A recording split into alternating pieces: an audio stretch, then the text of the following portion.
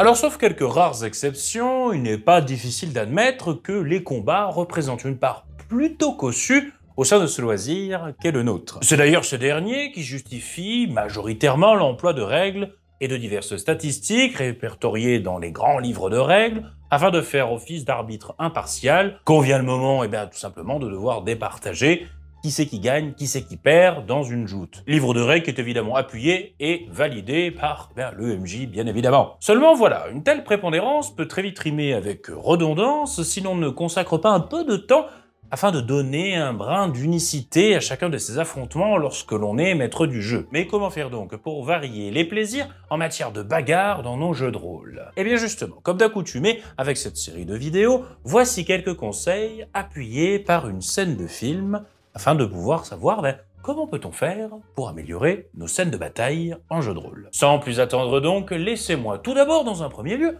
vous parler de la dite scène.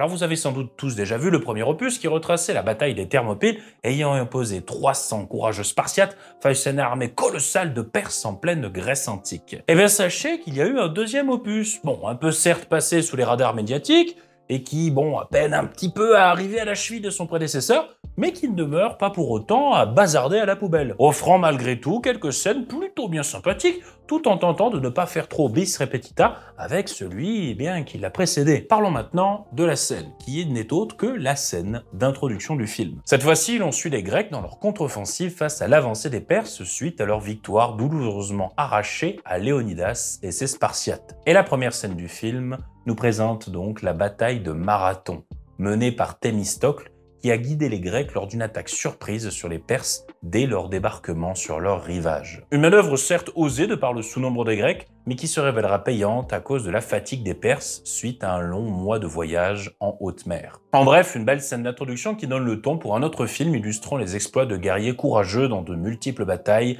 à la sauce David contre Goliath, dans une fresque toujours aussi violente et surtout très métal. Alors le premier conseil que l'on peut tirer de pareilles scènes, c'est la variété des coups qui est présentée, ne serait-ce que d'un point de vue de chorégraphie martiale. Ceux qui ont fait un peu des arts martiaux ou bien de l'escrime dans leur vie ne sont pas sans savoir qu'il y a plein de manières de porter un coup à un adversaire. Mais ces mêmes pratiquants, pour peu qu'ils aient pratiqué in situ, pourront surtout noter que lorsque l'on se retrouve en plein cœur de l'action, le nombre de ces mêmes manières se voit démultiplié par les aléas du combat. La variation des appuis suite aux coups donnés ou reçus, les événements venant altérer la situation, l'état de santé des combattants, etc., etc. Bref, tout un ensemble de variables qui font qu'un combat ne peut pas ressembler à un autre. Ce qui est difficile en jeu de rôle, il faut l'avouer, c'est que l'on peut très vite tomber dans le pif-paf-pouf, je te touche, tu me touches, quand vient une phase de combat. Ce qui est un peu normal puisque la retranscription de l'action visuellement parlant est réduite à un minimum dans lequel il peut se révéler difficile de se projeter. En effet, là où un film comme 300 amène du mouvement, des zooms, des bruits d'impact, l'écran qui tremble, etc. Bref, tout plein d'éléments visuels facilitant la mise en immersion, le JDR n'a que des descriptions pour rythmer l'ensemble. Mais rassurez-vous, rien n'est perdu pour autant. Dans le but de varier les coups dans vos descriptions, voici quelques pistes d'enrichissement narratif pour vos combats. Vous pouvez premièrement interpréter le résultat des dés non plus en termes de réussite ou échec de façon binaire, mais en graduant ces derniers narrativement. Ainsi, une réussite sur le fil se traduira par un coup qui frôle la garde de l'adversaire et le surprend en plein flanc, alors qu'une réussite largement passée pourra se présenter comme un coup tellement bien orchestré qu'il déstabilise l'opposant. Une autre idée, comme ça aussi à la volée, vous pouvez aussi réfléchir à varier individuellement le comportement des divers assaillants. Certains pourront être en train de fuir, d'autres se sentiront un élan de bravoure inconsidéré, d'autres attaqueront maladroitement, tandis que d'autres s'essaieront à un brin de tactique. Bref, chaque personne réagit différemment à telle ou telle situation. Et cela compte aussi pour les ennemis. Ou bien fait qu'un coup reçu entraîne des conséquences pour la suite du combat. La vue qui se trouble, le sang qui perle au coin des yeux, une douleur aiguë faisant boiter le blessé. Bref, quand on le reçoit un coup, notre corps envoie tout plein de signaux d'alerte qui serait bien dommage de laisser de côté car ils rajoutent du piment et de l'enjeu au combat. À vous de voir si vous souhaitez donner des malus suite à ces pertes de points de vie ou bien simplement amener un peu plus d'emphase d'un point de vue purement narratif. En d'autres termes, tâchez au mieux de renouveler vos phases de combat en vous demandant par moment si cette dernière ressemble à la précédente d'un point de vue narratif. Car oui, bien sûr, je suis tout à fait d'accord, j'en vois déjà arriver qui vont me dire « mais oui, elle sera différente ». Bien sûr qu'elle sera différente, puisque ce ne seront pas les mêmes ennemis, tout ça, tout ça. Mais ça, ce n'est pas de la variété d'un point de vue narratif, attention. C'est seulement de la variété amenée par le livre des règles. Ce qui est, bon, un petit peu frugal, on va pas se le cacher. Et sur le long terme, ça risque de se révéler compliqué de seulement compter là-dessus pour amener de la variété. Un autre aspect important des batailles, qui est très bien exploité et mis en avant dans cette scène, c'est la prise en compte des aléas de la météo. Si vous jetez un œil au livre d'histoire ou aux récits de batailles qui ont marqué cette dernière, vous pourrez voir que dans les cas où une météo sortant de l'ordinaire s'est révélée être de la partie, cela a toujours favorisé un camp ou bien un autre, qui a su en tirer parti à son avantage. Par exemple, pendant les croisades, lors de la bataille de Tibériade en 1187, l'armée croisée se laissa piéger dans une plaine écrasée par le soleil, ce qui ne manqua pas de considérablement la désavantager étant donné son lourd équipement inadapté à pareil climat. Et oui, c'est bien beau d'avoir une armure lourde qui te rajoute plus 10 en robustesse, mais faut pas oublier que dans la boîte de conserve, le haricot, c'est toi. Et c'est tout pareil dans la scène du film, même si cela n'est pas forcément précis d'un point de vue historique, cela apporte tout un lot de contraintes qui viennent transformer un peu plus le combat et lui donner une couche supplémentaire d'unicité, en plus de celle issue du conseil précédent. En effet, la pluie gêne les mouvements, la vision, la portée des flèches, on peut glisser dans la boue, avoir du mal à se relever, etc., etc. Tout ça en plus d'apporter une certaine emphase narrative que vous pourrez user pour enrichir chaque instant du combat.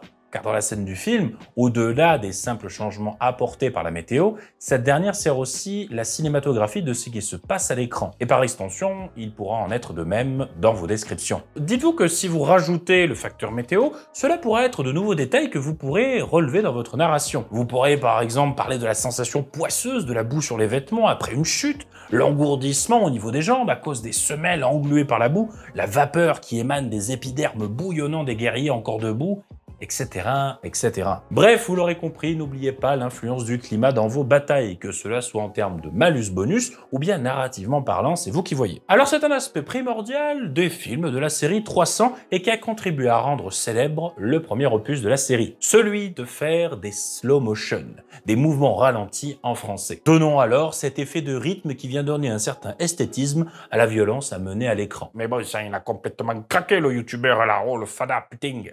Comment veut qu'on fasse des slow trucs là en pleine description, hein? Raconte-nous. Il faut faire comme ça, voyons.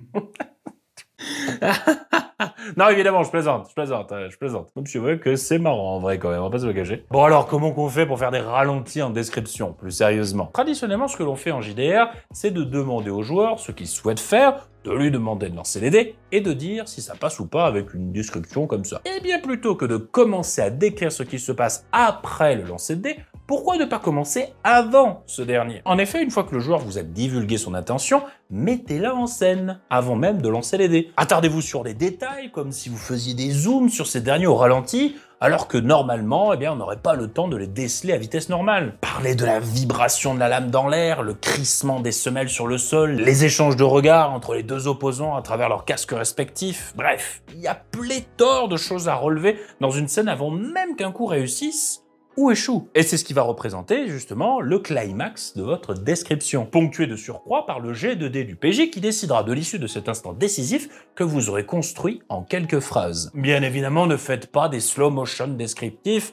à tout bout de champ, mais vous pouvez tout de même prendre un peu l'habitude de commencer un peu vos descriptions en amont avant de dire « Ok, c'est à toi de jouer », à chacun de vos joueurs, histoire de les garder dans l'ambiance du combat et de leur délivrer quelques indications qui pourront leur donner des idées d'actions à encourir. Cela permettra sans doute de conjurer le fameux là je sais pas quoi faire sur le coup là, de la part de votre cher PJ quand vient le moment de son tour de jeu. Le but étant, comme je l'ai dit plus haut, d'apporter de l'esthétisme dans la violence, mais cette fois-ci décrite par vos mots. Et voici donc pour ces 3 petits conseils tirés de cette scène de film pour vos batailles en JDR. Je sais bien évidemment que j'en délaisse au passage, mais n'hésitez pas à enrichir de votre savoir l'espace commentaire sous la vidéo. Alors comme je dis parfois, les scènes de combat en JDR sont un peu des paradoxes en termes d'écoulement du temps. Ce que je veux dire par là, c'est que l'action est censée se dérouler à l'échelle de la seconde dans l'histoire qui est jouée, alors qu'en réalité, que cela peut prendre des minutes à seulement jouer ces mêmes secondes. Il est donc important d'apporter un peu plus de soin à ces mêmes scènes, car l'on peut vite tomber dans le rébarbatif, voire même,